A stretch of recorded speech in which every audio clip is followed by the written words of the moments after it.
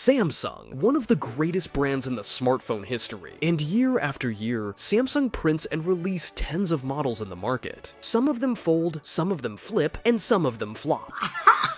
And if iPhone was folding under pressure, Samsung was straight up exploding. 5, 4, 3, 2, 1. So today we're ranking them all, from the first Galaxy S to the latest S25. So, let's start. Starting with the S1, straight to the legend class. The S1, or the Galaxy S, was the first modern smartphone in the Galaxy series, and came as a main rival to Apple's iPhone 4 and the HTC Desire. I am the danger. The Galaxy S was ranked the best Android phone at that time. The first model with a Super AMOLED display. The first model to have a 4-inch screen, which was huge and massive when compared to other smartphones at that time. The phone specs were quite similar to the iPhone 4, but the main point Samsung focused on when marketing for this model were freedom and flexibility, aka removable battery and the micro SD slot. True, the phone was very expensive, had a plastic-built, weak battery, no camera flash, and a very laggy performance. But the lag here wasn't mainly a Samsung problem, but more of an Android problem. But overall, this model was and still a masterpiece. And just a year later, Samsung released an even more enhanced model, the Galaxy S2. Samsung here learned from its past mistakes with the previous S, and wasn't just competing with Apple anymore, but trying to beat it. The S2 was the fastest phone at that time. When compared to the iPhone 4, the S2 was winning easily in performance, thanks to the enhanced RAM and the Exynos processor. The phone came with Android 2.3 and TouchWiz 4, which were faster and highly customizable. People even started flashing their phones to install custom modded systems. And this is where Samsung understood its real power. Instead of selling that premium feeling of luxury, like what Apple does, Samsung focused on empowering you, the user, giving you all the tools and freedom to customize your phone the way you liked. And of course, we can't forget the iconic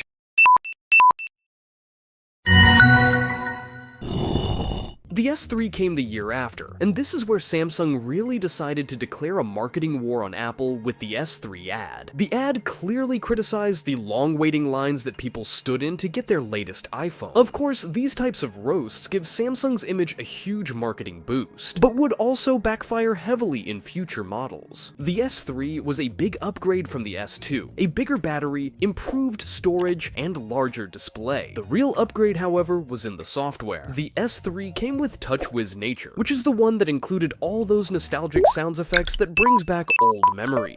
Something that probably many, and maybe you too, forget about this model, is that the S3 came with the first virtual assistant in Samsung's lineup, the S Voice, which was meant to be the direct competitor with Siri, but completely flopped. Other than that, this phone easily ranks in the legend section. It's now 2013, and the phone market was at the peak of competition. This was also the same year Nokia took its last breaths before officially selling its phone division to Microsoft. Samsung that year released the S4, or as I like to call it, the features overload. Samsung here literally started packing every idea and feature they had in mind into their smartphone. The Watch On app to control your TV, the smart scroll that tracked your eye's direction and scrolled accordingly, the S Health, which was Samsung's way to show that they care about your pocket. I mean, your health. The hardware side wasn't different either, but the micro SD gave Samsung a great advantage over iPhone in terms of storage, since both iPhone and Galaxy had only 3 storage options. But with the microSD edition, the S4 was able to unlock the 128GB easily. The main downside or flaw in this device that was very annoying was the massive lag. Although the phone had crazy specs for its time, Samsung literally stuffed it with so many features that were all running in the background. The fancy animations and live wallpapers were cool, but just made it worse. And for that, good is enough. The Galaxy S5 came the year after, and was the best way for Samsung to tell its fans, we heard your message. As we said with the S4, everyone loved Samsung's way of making smartphones, but were pissed off by the lag issues and the many useless features. So Samsung here decided to shift from just packing dozens of random features in one phone to focusing on durability, camera quality, and fitness integration, and that was the S5. The S5 came with a 5.1-inch display, and was the first of its kind to include the water and dust resistance feature. Also, the fingerprint sensor made its first appearance here. The camera was finally able to record in 4K quality, and to increase the battery efficiency, Samsung introduced the ultra power saving mode, which was one of the best battery optimizations features at that time, after the legendary Clean Master. The phone was legendary, but the main critique was in the design. The S5 was similar to the S4 in terms of design, and that made people bored quickly, and cells weren't as high as the S4. But overall, this phone is still one of the legends. Hey, are you enjoying the video so far?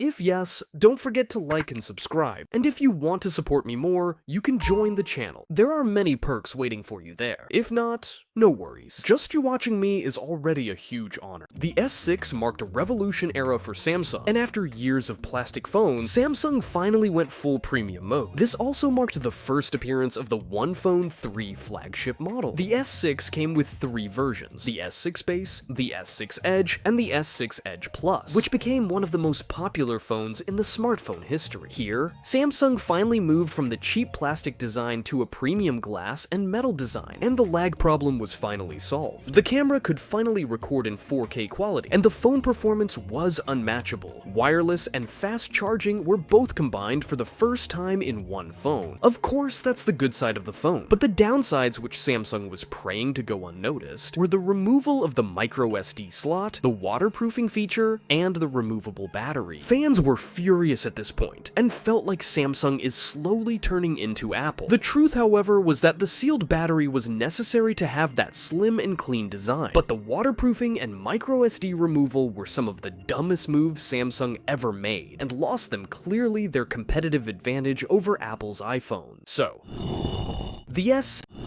the S7 was released the year after, and was a clear message from Samsung that they still listen to their fans. As we said with the S6, everyone was furious from the removals, and Samsung felt the heat and didn't have any other choice but to bring them back. And when released, the S7 was basically wiping the floor with the iPhone 7 that came out that same year. Water resistance and micro SD finally made a comeback. Always on display made its first debut. Game launcher was the first of its kind. Samsung Pay, Edge panels, and finally, an updated version of Over the Horizon. The S7 was slightly thicker than the S6, but that was worth it since it featured one of the biggest batteries on a smartphone at that time. This was the first Samsung phone that even Apple fans respected, and with the Edge version, the S7 became the king of Android in 2016, and without any doubts, deserves a spot with the legends. The S8 release was the most sensitive period in Samsung history, because just months after releasing the successful S7, Samsung released the Note 7.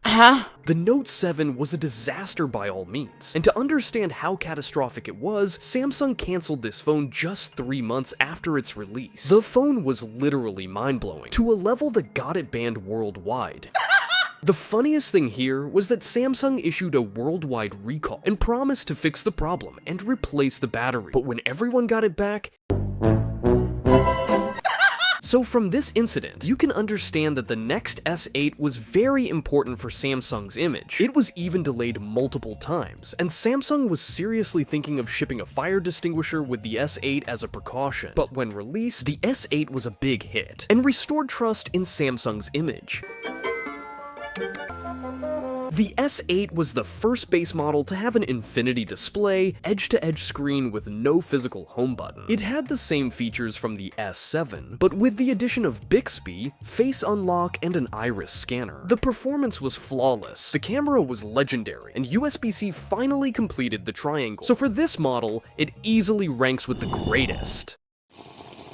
The S9 was basically a repackaged S8. Same design, same performance, but with few tweaks on the camera. Samsung here didn't try to reinvent the wheel, but more of just polishing and enhancing the previous model. Most upgrades were on the camera side. Better low light, instant autofocus, and improved dynamic range. Stereo speakers made also their first appearance with this model. The only critique for the S9 was its premium price, but rather than that, good is enough.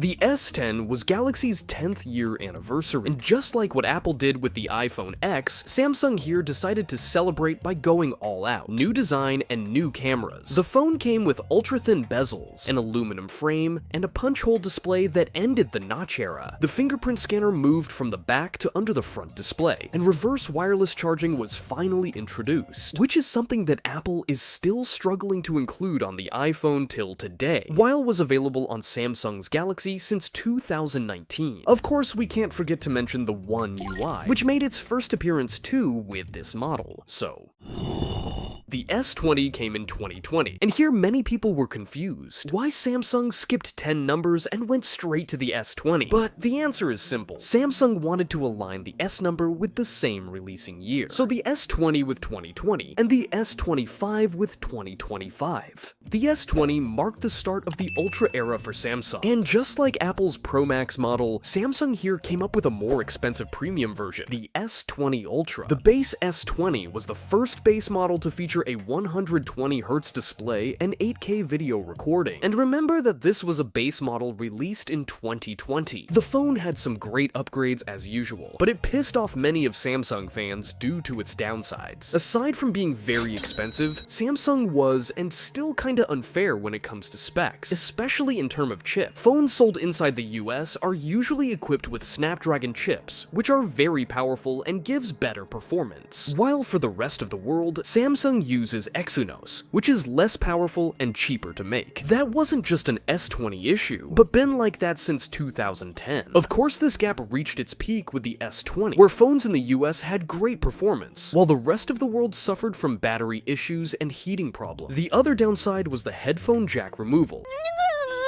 which Samsung copied from Apple after seeing that Apple got away with it on the iPhone 7. Although Samsung said they would never do that, but did it anyway. So, the S21 is when Samsung started calming down, lowering the prices, and changing the design. Samsung here finally decided to cut its last ties with the past, and went full Apple mode with the permanent removal of the microSD, charger, and headphones from the box. That made many fans feel betrayed, because when Apple did it, Samsung roasted them so hard on Twitter, but when Samsung followed through, they deleted that tweet. Samsung eventually tried to justify the move with the usual eco-excuses, which are also copied from Apple, who said the same thing years before. But to be fair, the S21 performance was great, and the camera was slightly improved, but overall, nothing special. So, the S22 marked the end of the Note lineup, and Samsung here decided to put all their focus on the Ultra model, which is still the one stealing all the spotlight till today. The base S22 didn't get that major upgrade, aside from the higher brightness and improved camera, though the battery life was a bit weaker, so. The S23 marked the Samsung's big comeback, and finally, sales started bouncing back. Samsung here finally ended the chip split between the US and rest of the world, and made Snapdragon the universal chip. The S23 had literally zero weaknesses. The design stayed the same as the S22, but the battery got bigger, the camera got sharper, and AI was finally introduced, which was the main trend of 2023. Companies back then started slapping AI on everything, including Samsung.